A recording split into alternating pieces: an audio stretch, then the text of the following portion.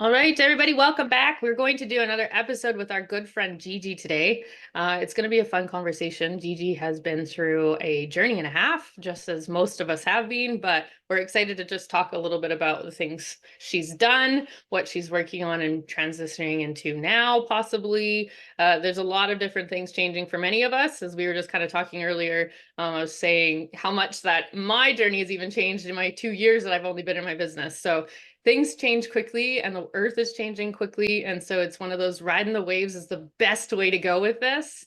And so we're happy to have Gigi on. She has done a lot of astrology in the past. If anybody follows her, we're going to drop all of her links on this podcast episode as well. So you can follow all of her stuff. I love when she puts out her little videos about, either the weekend or a new moon, like we were just talking about is coming up. So maybe let's start with that, Gigi. Repeat a little bit about the new moon happening right now as we're recording this podcast. Oh, hi, Dayna, and thank you so much for having me on. It's a pleasure to be here. You guys are amazing. I love listening to your conversations that you have. Divine ethereal beings, you guys need to follow and share with your friends.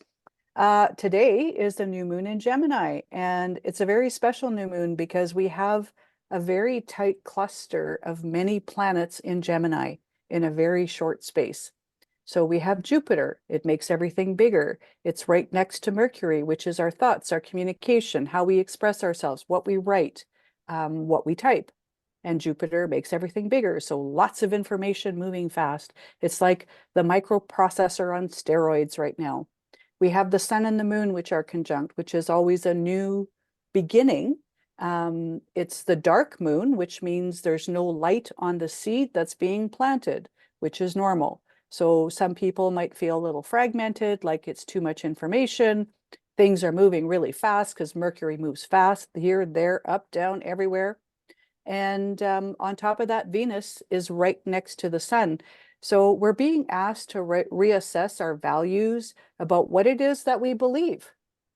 And I got an interesting story about what we believe because yesterday, literally, I was challenged with what I believe, and that's Jupiter. Finding our roots in our spirituality, very fast shifting things coming through our lives. And as this new moon is happening, like literally right now, we're in the very heart of it. So this energy is going to last for a little while because of this pile up of planets. And it's also, waking up some of the things that happened on the eclipse on April the 8th. So the story that began there continues. And this is for the collective, but it's also for each of us individually because we all experience a whole chart, whether there's something in that house, in that place being activated or not. So boy, mine's being activated. I'm having what's called a Jupiter return because my Jupiter sits in Gemini. And as we speak, the sun, the moon, and Venus are all within very close range. It's like, hey, remember us? We're back. And Jupiter coming in on top of that is like, all right, Gigi, it's time to reassess everything that you've thought and believed and learned in the last 12 years, because we're revisiting a lot of that. And this is truly an initiation of many cycles because day before yesterday, the sun and Venus were together, which hit what's called a Venus star point. So there's a lot of misnomers about what a star is, the five-pointed star. And a lot of people will call that an evil satanic symbol, a pentagram. It is not. It is a symbol of nature and the perfection of nature. And this star point in Gemini was hit 2 days ago. So we're going to be birthing in about 9 months what began here. And in 18 months, we will be revisiting all that has been from 2 days ago until that point. So there's a lot of different things that are happening. Mercury is also the ruler of Gemini. So it's the twins. It is like, yes, no, black, white, up, down, light, dark, good, bad. I mean, add any kind of polarity you wish to it. But what's important with this big conglomeration of intense, beautiful energy and new cycles is to hold the middle path. The image I have is of the high priestess in the tarot. She sits between two pillars, which literally represents, you know, the polarity of Gemini. So it's important for us to be grounded, eat your vegetables, drink your water, get some sleep, get outside, hug a tree, walk barefoot, be kind to people, be kind to animals, because we're all experiencing this. We're in a wind tunnel with a gazillion ping pong balls flying, and try keep track of yours. I can't. Anyway, it's a beautiful thing because we're really beginning to segue into the separation of all of these planets that have been traveling like I have the image of a gypsy caravan very tightly together since the beginning of the year, since the solstice. And now they're going to start separating and going their own ways and adding further intensity and dimension in different aspects of our lives. Boy, that was a lot. Get me going on the astrology and I just don't shut up.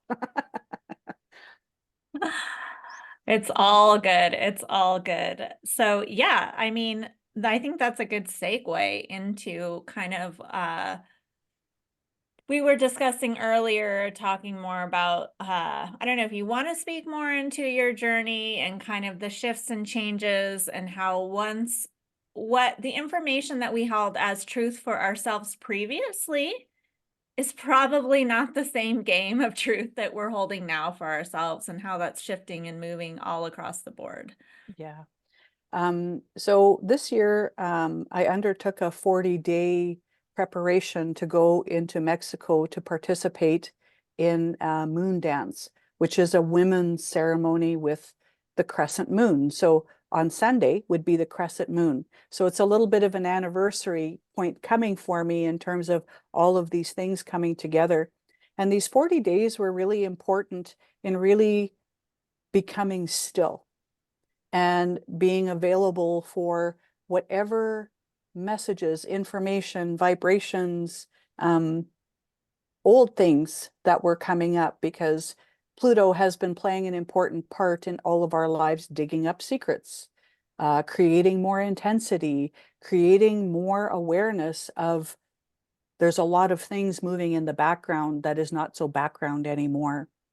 And this moon dance was 4 nights. So we were up all night and doing dancing and, you know, lots of sweat lodges. I went through 9 sweat lodges in like 7 days. So it was an intense rebirth, because that's what the sweat lodge represents, is going in the way that I am in that moment and being reborn through the intensity and the fire and the rock and the medicine and the vibration of those that are participating through the night into the morning. And Venus played an important part in that whole thing, because she was coming into a place of having a lot of communications with all of the other planets.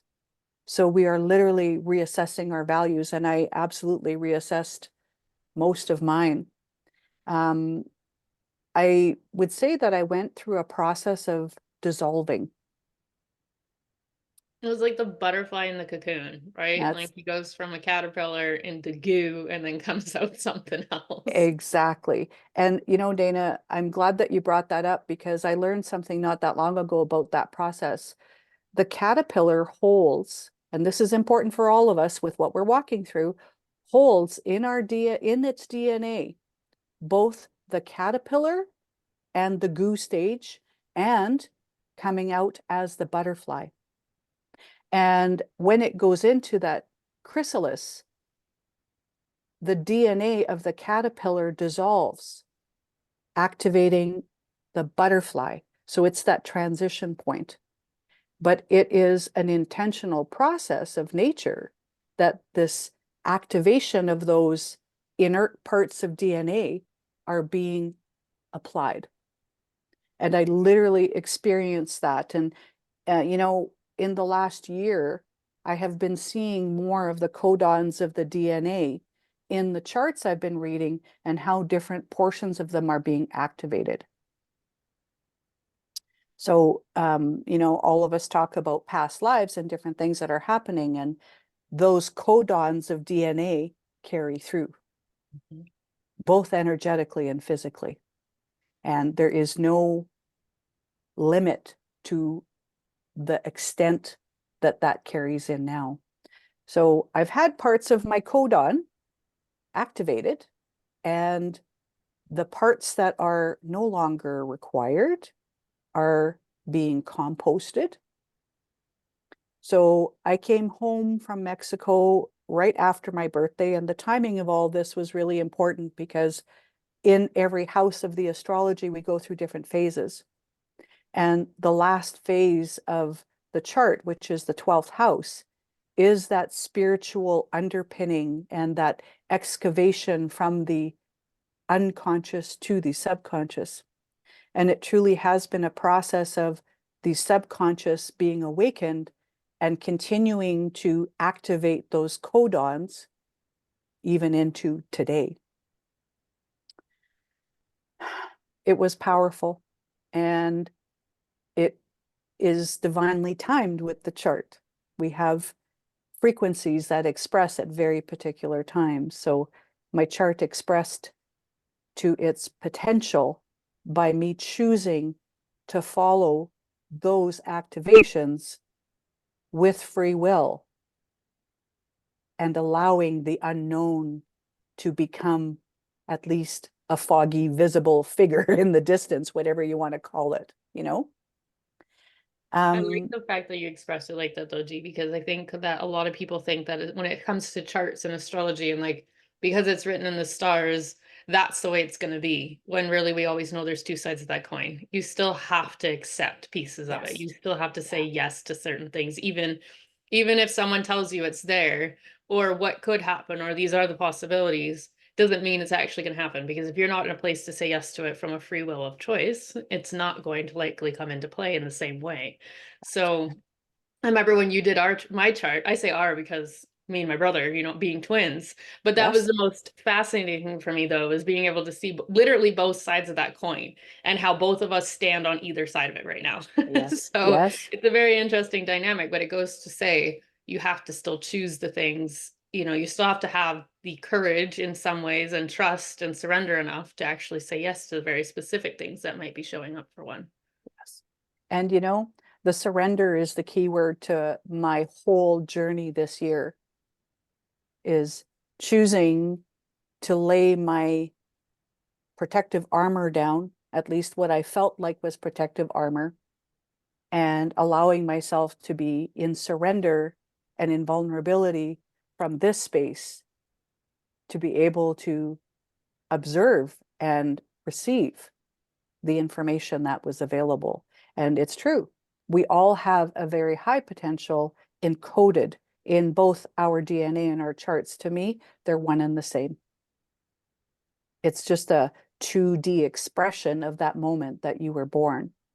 So, it has taken me on an interesting path, and the way I read charts has changed significantly in the last few months from what it was before. And parts of how I was reading it is still there, but it just with more amplification. And literally being able to see how these previous timelines of energy that we have been riding coming into this time and place. I'm choosing my words very carefully because Gemini is about words, and words have tremendous power. And with Jupiter there, whatever we say is being amplified. So saying yes is being amplified, and yes to the universal possibility of the transition that we are all walking in universally. It's not just globally. Mm-hmm. It's a bit of a misnomer in my mind to believe that we are all that there is in the universe. Well, I think Dana and I have proven a little different on the fact that we You both sure handle a have. collective from somewhere else. You So sure have. You sure have. And your podcasts have been super instrumental in me being able to sit in that surrender to observe the greater and be well, thank willing to you. say yes to what is available to all of us. Yeah, thank you for that. I think the Truly. word surrender, we need to dive this one, Dana, a little bit, I think, because I know we have a whole nother podcast episode on surrender, but have we ever looked up the actual definition of what surrender means? Because the Zahara Collective right now is tingling. They're saying, remember, surrender likely means something different than what it actually says as the definition. Because in a way, it's like surrendering doesn't mean letting go of everything and everything at all and just hoping and praying that you're just going to ride the wave now. It's surrendering to the middle piece of the control of trying to get every piece put into place in the way your brain thinks it needs to be before the outcome will show up. And that is the surrender I think they're more or less talking and referring to when you're talking about surrendering into your process. What is that actually meaning? Well, it's letting go of the middle piece, trusting in the unknown in a way that you are going to be taken care of. Yep, absolutely. Dana, do you Dana? have the definition up? Yeah, I've got the Oxford Dictionary definition according to Google. Cease resistance to an enemy or opponent and submit to their authority. See, it's just not quite the frequency they're talking about. To give over the power, control, or possession of another, especially by force. Yeah. So,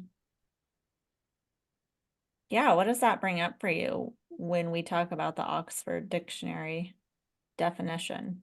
Submit to authority. That really kind of like, oh, Yeah, that what? made me contract pretty good. Yeah.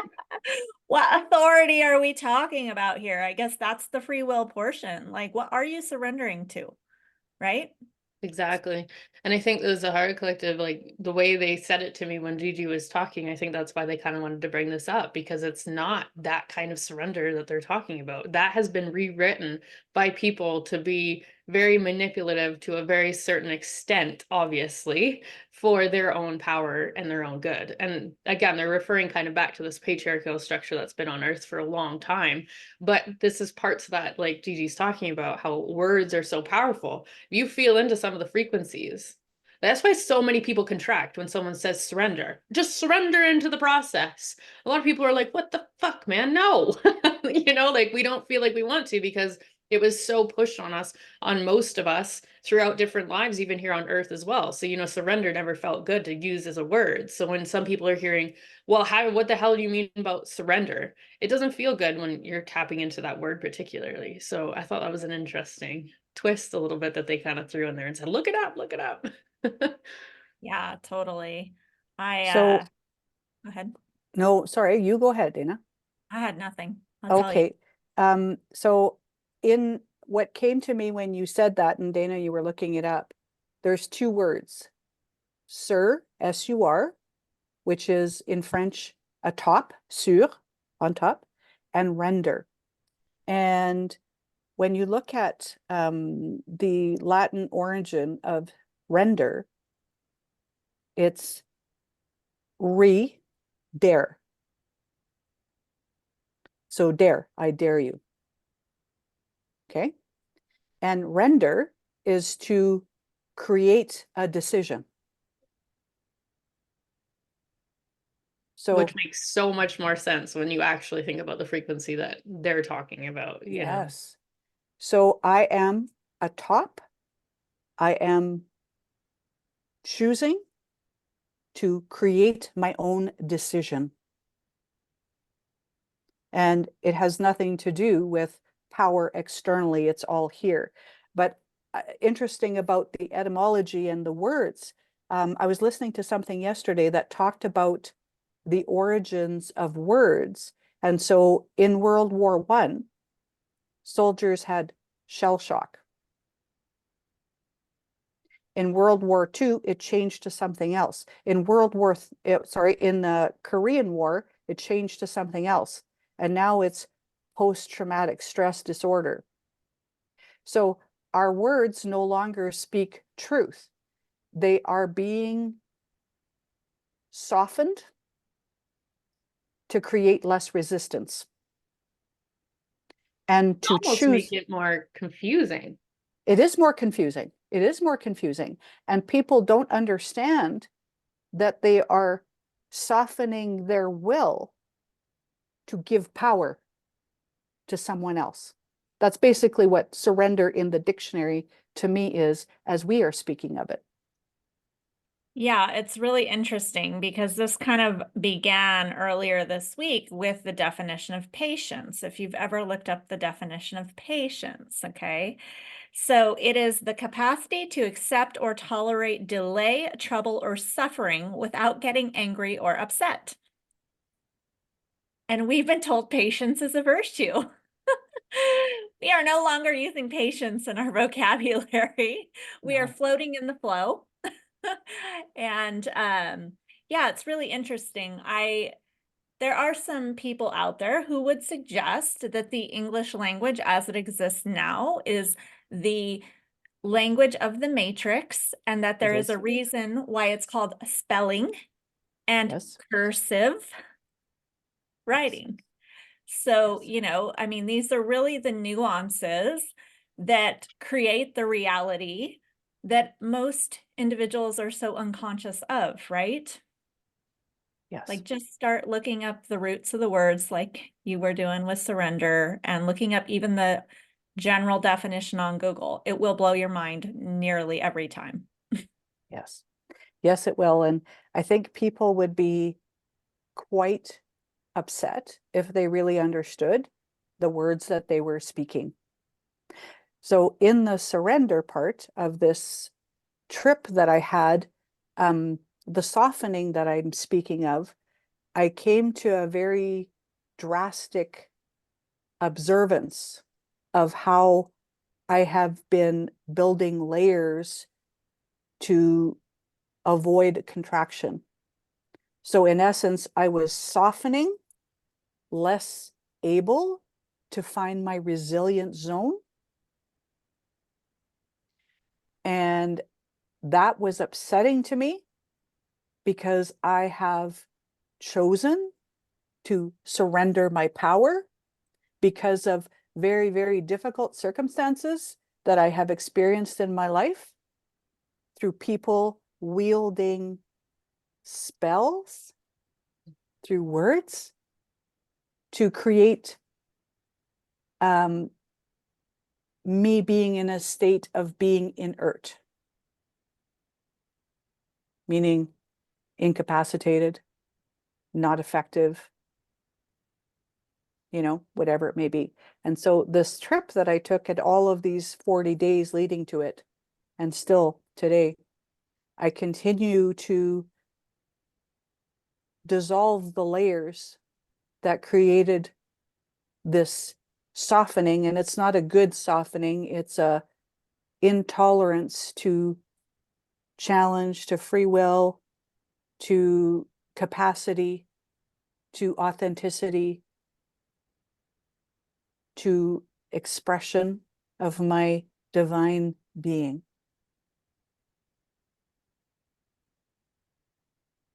It Yeah, hasn't that's a come out quite powerful that one. way before. I know. I was like, oh, that's hitting it on the spot this time.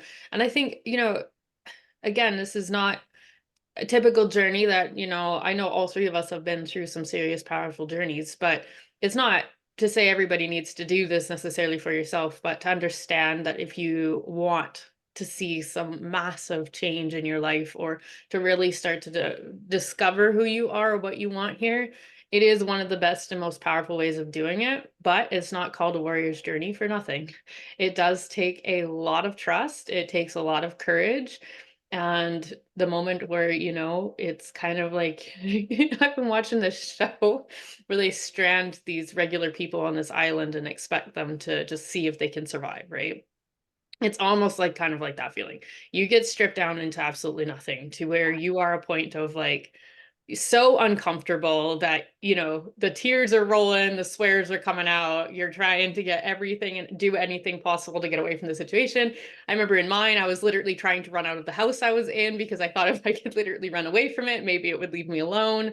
It's a very in-depth thing to choose for yourself. But some of those hardest decisions or biggest challenges like that also have some of the greatest rewards on the other side of that door.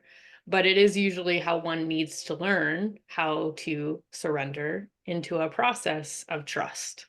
Because if Yes. you can trust yourself and trust that you have a gut feeling or a gut knowing, or if you want to call it God, divine source, whatever your word is, if you can trust and find that within yourself, I do promise you your life will get easier, because now you start to understand what co-creating actually is. Yep. And, you know, I think I said it to you, Dayna. Everybody knows the movie Fight Club. At the pinnacle of this experience, I was in a 360 mirror that had no exit, playing Fight Club with my many versions of myself. Oh, it was not fun, let me tell you. But that said, I would do it over again in a heartbeat. And the emergence that I received from choosing free will and choosing to walk with the unknown in that moment allowed me to gain far more connection. And, you know, it's so timely because as we are moving from the age of Pisces into Aquarius, and you're going to have a lot of people who are going to say, oh, we're in it now, or we're not going to be in it for 150 years. Like the caterpillar, the cocoon, the butterfly, it doesn't happen in a moment's notice. There's a process. And we are in that goo stage process. And that process involves decentralization of power. Period. So, Yeah, which is interesting that you even say it like that. It's a great analogy because that's exactly what it is. And this is why I think, you know, both the collectives have come through trying to, in certain ways, I find the collectives have come through and saying this has showed up in some of the readings I've done with people, is like bringing people back to their own awareness and finding their own power. Because if you can find your own power within this world, that means nothing can come sweep you out from necessarily underneath your feet without you realizing it.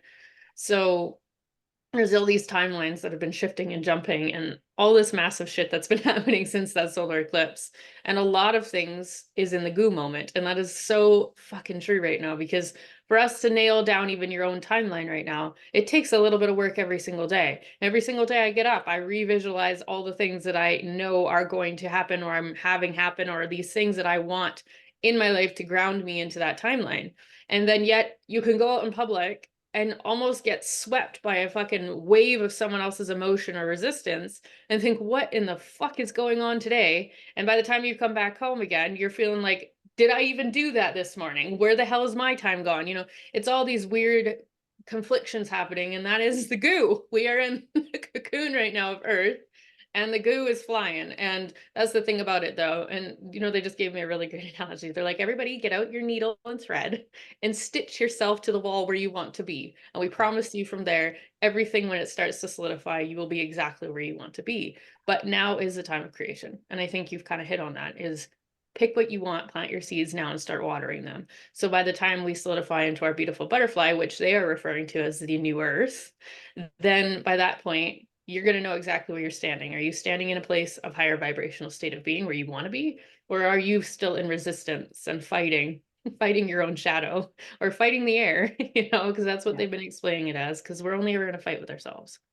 So figure out where you want to be and use this as your opportunity to really start solidifying it for yourself. So when everything does fall into place over the next few months, you will feel like you're miles ahead of where you even thought you actually were. yes. Yes. Dayna? Grace, you got anything to add? No. I just feel like you're sitting over there just absorbing it all in. Well, I am, right? I mean, I was just thinking clarity is the only thing as I'm listening, like keeps wanting to be said. Like gaining clarity within yourself, even about your desires. Like even that is a piece that of the puzzle that most people, like, it's such a foreign thing. And so really that's the only thing I'm getting to bring up. And even looking up the definition, clearness or lucidity as to perception or understanding, freedom from indistinctness and ambiguity. Now Yes, that is a definition that's on point. sure Yeah. is. That's dictionary.com. For some reason, this time it didn't pull up the Oxford. Well, Google is because they're so giving you the correct selective. one. Ah, the algorithm is selective, so it's a whole You know, nother. speaking about clarity though, G, I have a question for you on that. After you came, you've been on this journey now this year. In your own clarity, do you feel as though you have more of it than you ever had before because you did choose yourself, you did choose to move through the pieces for yourself? Or is it a space where you feel like you're still trying to settle on what that looks like for you? I'm still trying to settle on what that looks like while experiencing greater clarity. When I said dissolving, it truly feels like that. So choose whatever layers of energy may be creating ambiguity, fogginess, lack of clarity, to be able to expand that energy to receive greater alignment, is what I want to say. And, Dayna, as you were speaking about clarity, the image that I had is when people plant gardens, they just don't go to their seed store and give me a bucket of everything you got and plant it willy-nilly. And that's kind of where society is right now. It's like, just give me what you got because I got to do it fast. I don't have time. When they're sliding into that surrender, not the good one. Yeah, that's a great point. And remembering that nothing's set in stone. Right. That's So right. you can always choose again. So no matter which wall you stitch yourself to, you can choose a different wall. No matter, you can rip out that garden and replant it That's right. with organization. Like you get to recreate over and over and over again. You can't get it wrong. True The last story. thing about it, this is an adventure. This is a journey. And every day your eyes open again, you've got another chance. And the thing about it is so many people need to understand that if you truly didn't want to be here as a soul being, you wouldn't be. And so every day your eyes actually open, there's still a reason why you're still choosing to stay here. And as hard as it might seem in the moment, try to embrace it the best you can, because to feel on this kind of level as well, and to have the option to replant every single day if we wanted to, doesn't really actually exist to that extent, because there is no other duality that exists than what is here on Earth at a 50-50.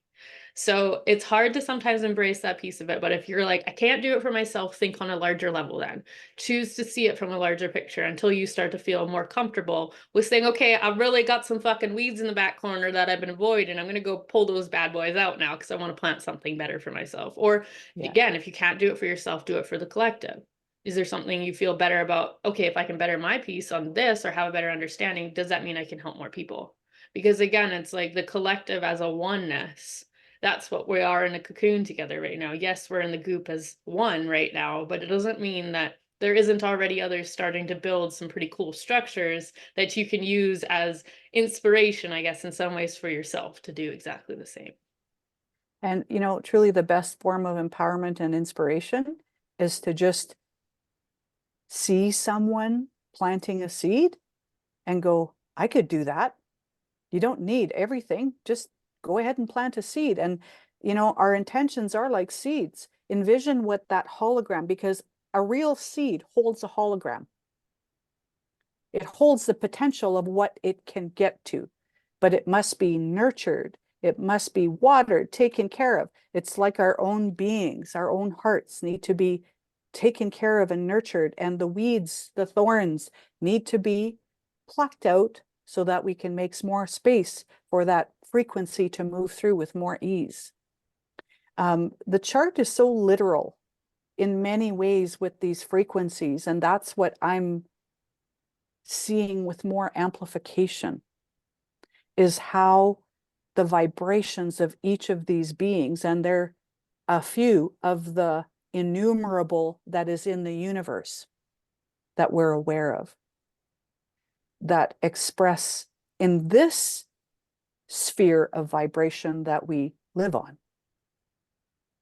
but it connects like the silkworm thread to the rest of it. It's a crazy, crazy, mind-blowing realization to be able to feel and see that. And yet it's so exciting, is it not? So exciting. So Yeah. exciting. And so yesterday I had another experience with frequency where I chose to undergo a hypnosis therapy to move through some of this density that I'm still working my way through. So I'm gaining more clarity. And the journey and the frequency that I was able to move through was incredible. And I have this sphere. This is Peter sight. My eyes, yes, our eyes need images to create some semblance of sense, but I didn't realize that it was like a space like this that I had traveled to. And we are all this vibration, complete peace, complete joy, complete connection, complete completeness, if that's a thing to say. And it's the illusion that we must fight for that. It's what we are led to believe through our soft language that prevents us from understanding we all hold it. I want to bring up some information around this. Yes, please. Language and our DNA. So there are some studies, and they've been around for quite some time, from some Russian and German linguists and scientists. And what they found is that, let me just think and get this right, that I say this properly. There is a correlation between our non-coded DNA and our language. One mimics the other. Sentence structure, syntax, expression, all of it. It's just that the books are written in like German. There's not a good translation. And so there is this direct correlation between our DNA and our language. So that's a really fascinating thing to consider in light of all of this conversation. It is. And There's the a lot of way research out there. the way you're moving is even in that spiral of that codon, which I think is really beautiful. This is what Because happens when I channel. They're just not yes, really taking over. Yeah, it's the yes, same thing. Yeah, it was funny the other night we both started spinning at the same time and she thought I was gonna go channel and I was like, no, it's all you. Yeah, it's a pretty neat there. I mean, there's so much out there that people you just got to go look for it. You got to actually be searching for the things that you're actually trying to expand on, whether that be for yourself and like this podcast. And we have enjoyed the shit out of having Gigi here, the conversations we all get to have. And I mean, we can go down into some crazy holes with all sorts of stuff. And I'm sure we'll have Gigi back sometime to maybe dive down into one of those holes. But to have had more of this conversation of just a journey in general, right? And as we all sit here, we all know that we are here for a reason, of course, but every day we get to wake up, we get to be here as well, just as you all do, sitting here, hopefully listening to this. So remembering who you are, remembering the fact that you have the power within yourself and no one is here or can change that on you unless you decide to give that up.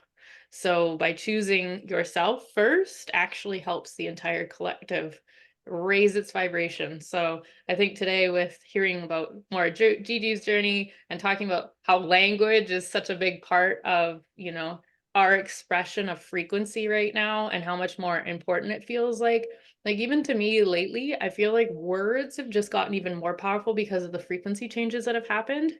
And, you know, and giggling because of the Zahara Collective, I remember them channeling at one point and they were like, ooh, Google is such a fun word, because it's got like this really fun frequency to it, right? So it's just in light of really feeling into your words. You don't have to speak them out loud, but if you're curious, feel into your words first before maybe you actually speak them, because I almost guarantee you might start realizing, oh, I don't really actually like how that feels when we say it or when we're using it.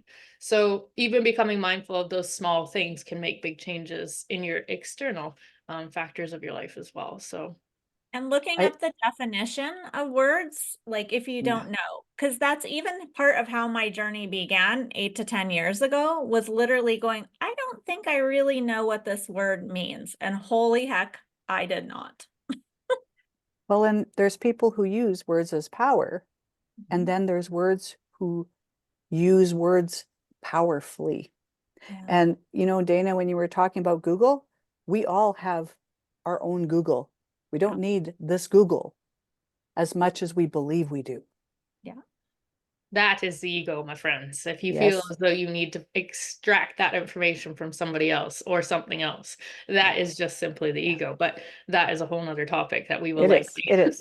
jump into another time because yeah, there's a lot we can obviously talk about. And thank you, Gigi, for being here today. We grateful to have you. This was super fun for us. And like I said, I'm sure we'll have you back real soon. Well, thank you. It truly is a joy and an honor to be speaking with you guys. Like I say, I really admire your work, both of you. And I feel like, oh, this is so awesome. Thank you. Thank you. I do want to mention, if Gigi continues to do her astrology readings, I'm not sure what her plan is. I've had a lot of astrology readings over the years, and nothing compares to Gigi's readings. Oh, So, thank you.